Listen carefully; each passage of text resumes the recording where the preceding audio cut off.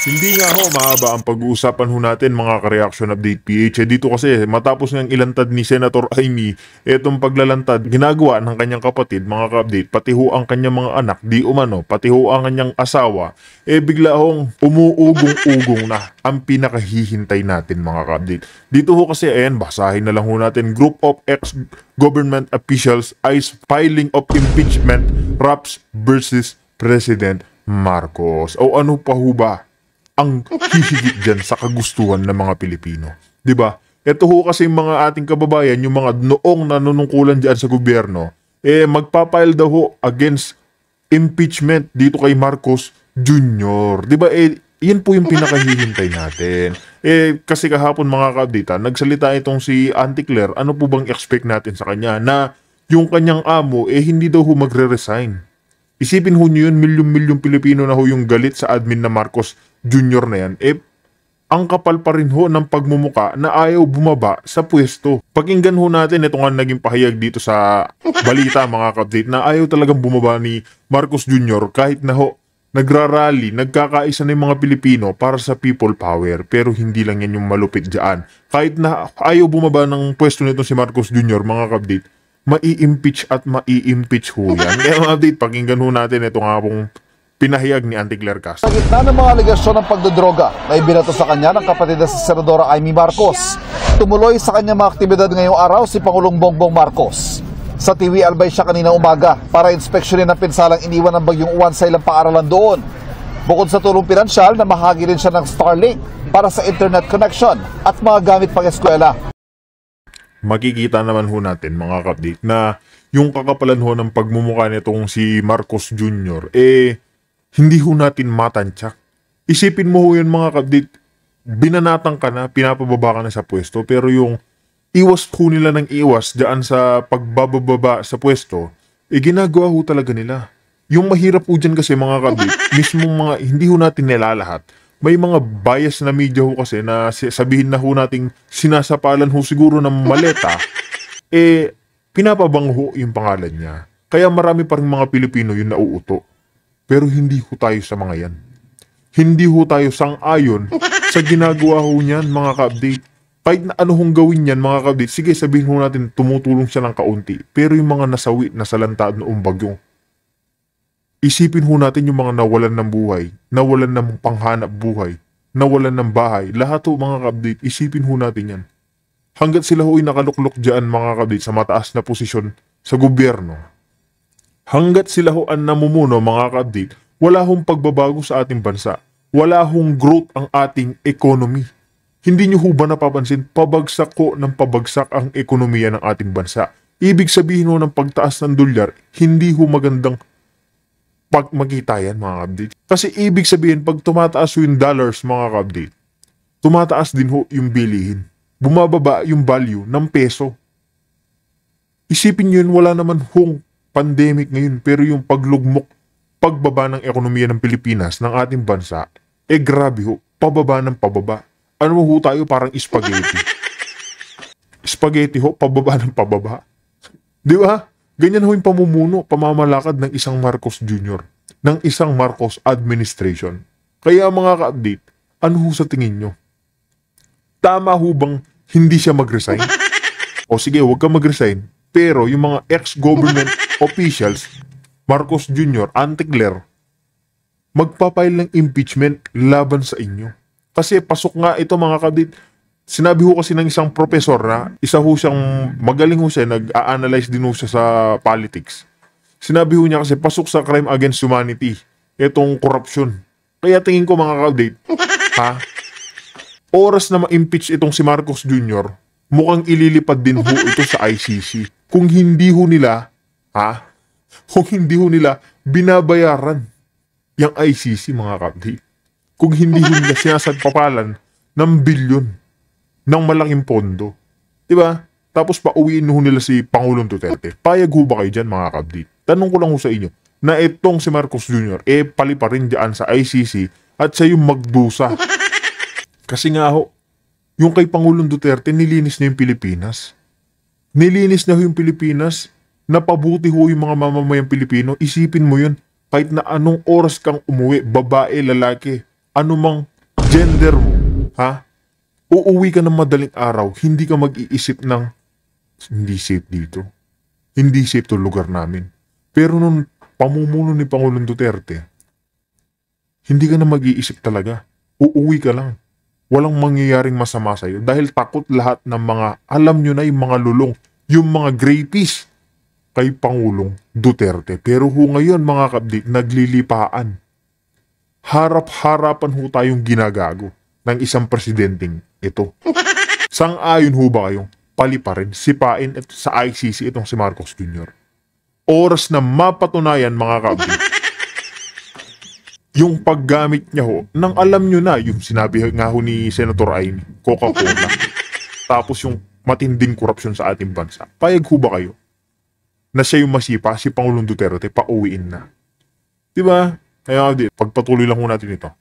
Matapos ito yung pinangunahan niya ang isang situation briefing kasama ilang miyembro ng kanyang gabinete. Thank you very much. Hindi nagkaroon ng pagkakataon ng media na makapagtanong sa Pangulo kanina. Pero sabi ng palasyo, wala raw balak ang Pangulo o ang First Family.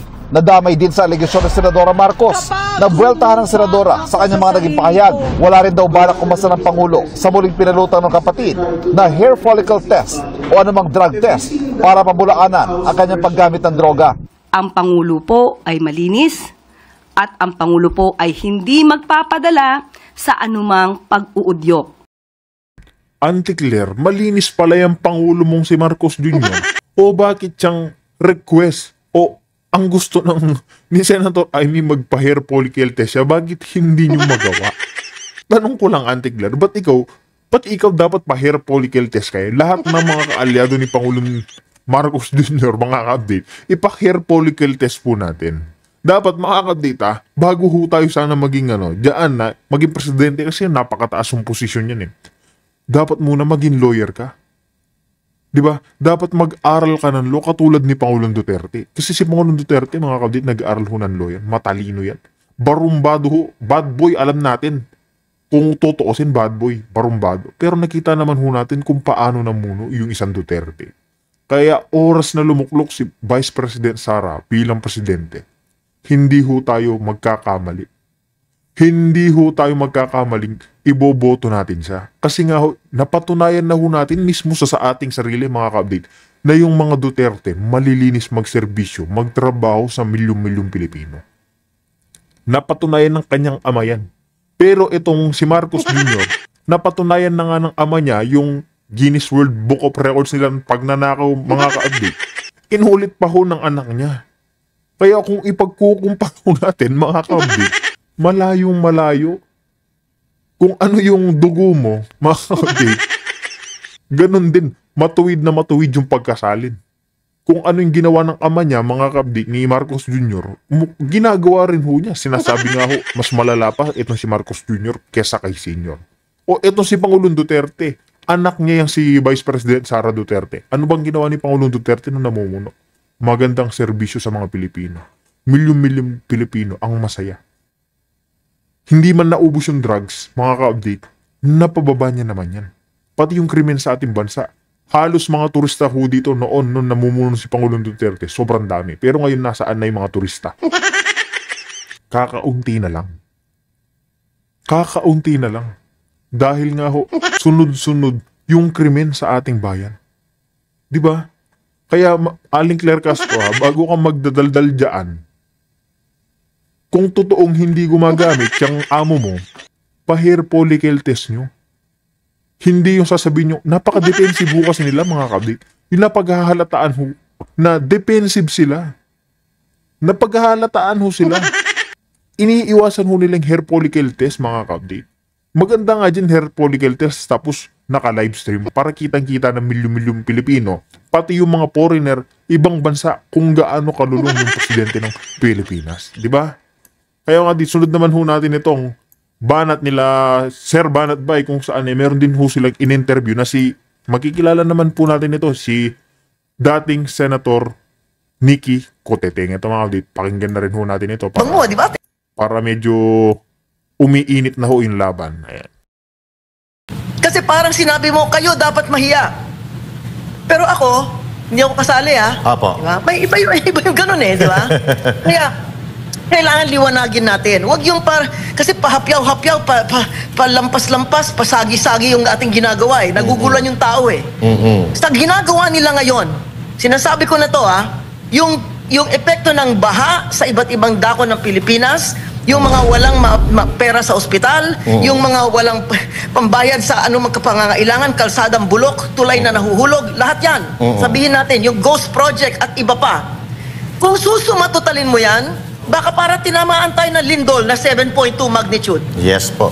At gaano katagal aabutin mga recovery period? Diyan masakit ang loob ko eh. Bakit? Wala na akong 30 taon pa para mag-recover yung ekonomiya ng ating bansa. Eh ang ginagawa nila, ginagahasa nila, tapos sasadsad na yan sa ilalim. Below zero pa yan pupunta, aabutin yan. Diyan masakit ang loob ko dahil kawawa yung mga bata. Apo. Kawawa yung mga walang kamuwang-muwang. Opo. Kahit na yung mga ibang tao na bigyan ng isang katutak na ayuda, milyon-milyon ang kinalat nila nung eleksyon. Pero, sino magbabayad doon sa mga kotse na wala? Nagpatong-patong na lang, parang aluminum foil yung kotse. Opo. Sino magbabayad sa mga TV na pinag-ipunan nila, binigay ng pera ng mga OFW sa mga kamag-anak nila, yung mga sari-sari store nila, yung mga tindahan nila, yung mga coffee shop nila, kung ano man. Naupos lahat yan. Yes. O ngayon, nagtuturoan ngayon, nagtatakipan. Stop it. Kasi everybody's covering up for each other. Yes. We cannot survive this, di ba? Opo. Ngayon, sasabihin nila, ikaw, pumunta ka ng Chile. Para huwag ka na makisawsaw dito. Hindi pwedeng ganyan eh. Binalangyanan natin yung taong bayan, niloko na natin, ninakawan na natin, na disgrasya na sila. Pagkatapos ngayon, parang, di namin alam sinong gumawa niyan eh. Hanapin muna natin mga mukhang multo. Yes. Tama Hindi po. pwede yan.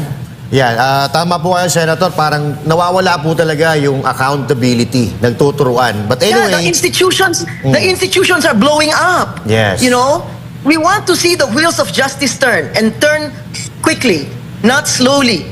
Because, what are you waiting for? Another bagyo? Another hanggang nguso, yung baha? Yung bang hinihintay pa natin, di ba? Apo. Kasi ang nangyayari tao si Saldico, si ganito, si ganyan, si DPW, wala lahat yan. Parang sarswela. Gusto nyo ba binibigay nyo sa tao isang sarswela? Ano to? Samantalang, yung mga nasa itaas, sasabihin natin, sinong may kasalanan? Si Speaker, si kusino. I tell you, the Speaker of the House or the Senate President will not be able to insert 5 pesos kung hindi aprobado ng Malacanang. Yun. Paano?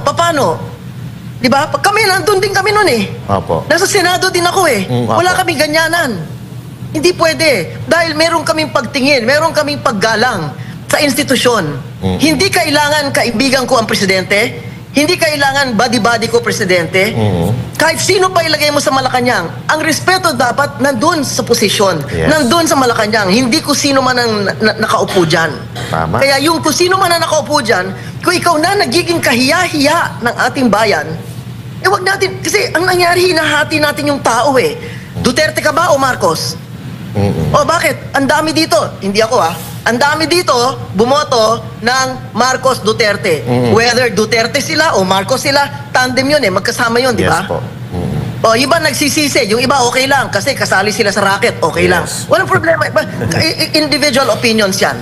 Meron tayong saligang batas. Are we a democracy under a constitution? Or are we totally anarchy na talagang tawag mo dito? Or corruptocracy? Di ba? Ano ba tayo? Ngayon, kung tayo constitution ang ating batayan, ng ating sistema, ng pamamahala, ng ating pamahalaan, kung ano man ang mangyari sa Pangulo, merong pangalawang Pangulo.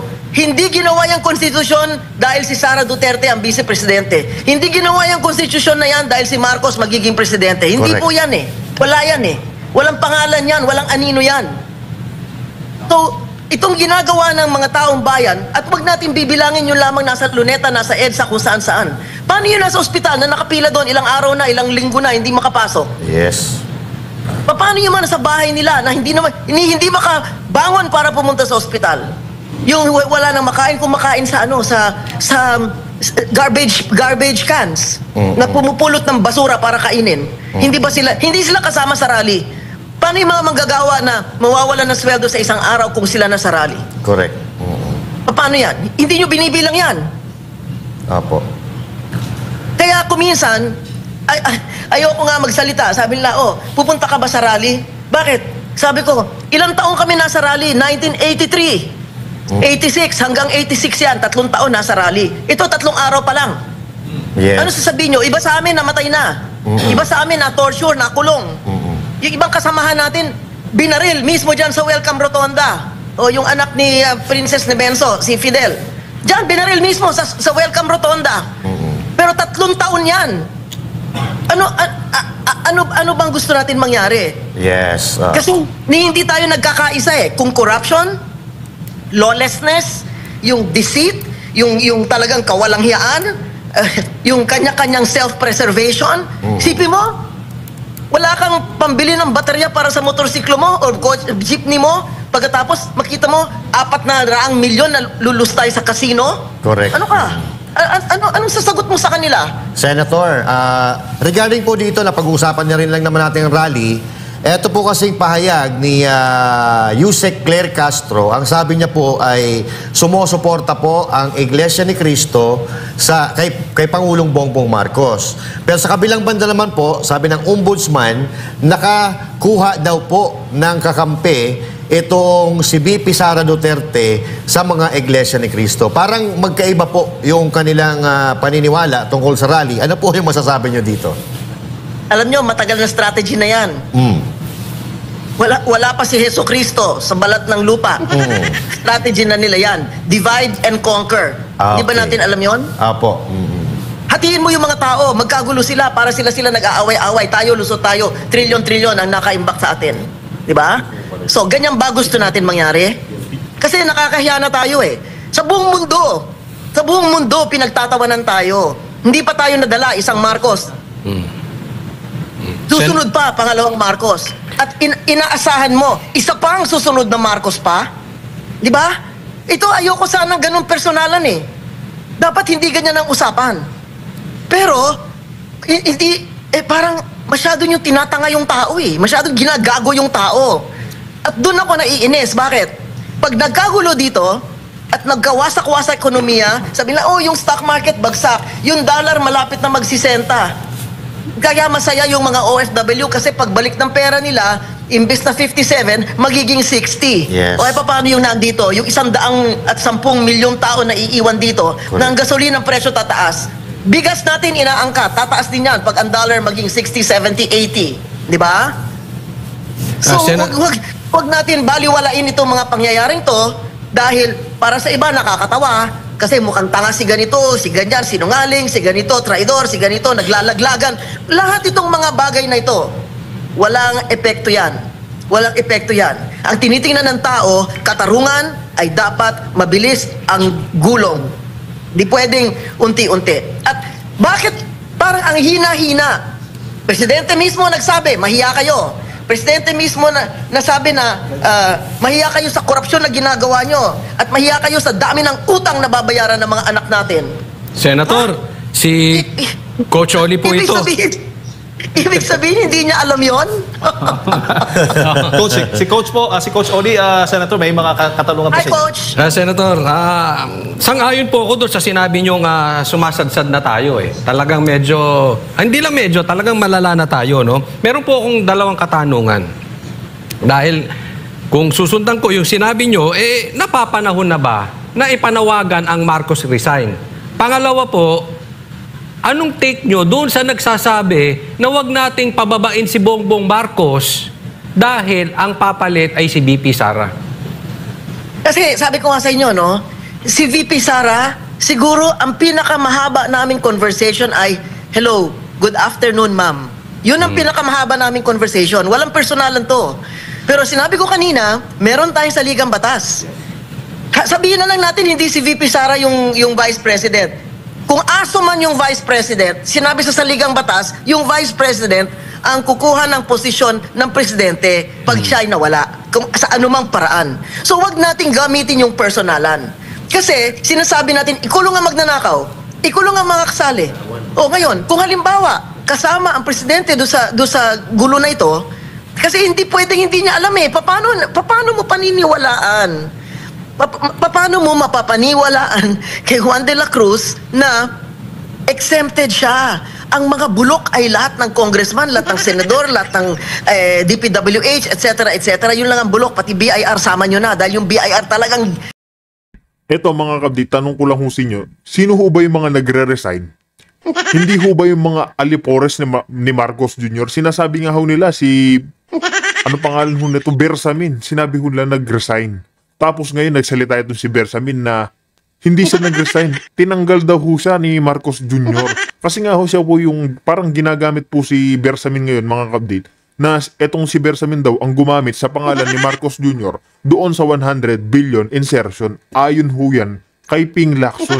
Kaya ano ho bang expect natin sa mga taong ito? Ano ho bang expect natin? Tingin nyo ho ba may maniniwala pa sa mga yan? Siguro ho'y maniniwala dyan yung mga kautak na lang hong munggo ni Marcos Jr. Yun ho yung mga totoong maniniwala pa sa kanya. Pero milyong-milyong Pilipino, wala na Marcos Jr. Kung ako sa'yo, kung ayaw mo mag-resign, wala. Mai-impeach ka pa rin, Marcos Jr. Di ba? Ano ho sa tingin nyo mga update? Payag ho ba kayo ma-impeach ito si Marcos Jr.? Pati mga kadit, hindi lang yan. Payag din ho ba kayong ma-hair follicle test itong si Marcos Jr. pati si Auntie Claire Castro? Ay mga update, kung may opinion, reaction ho kayo, pag-usapan ho natin sa ating comment section. Kaya dito na ho natin tatapusin ang ating reaction video.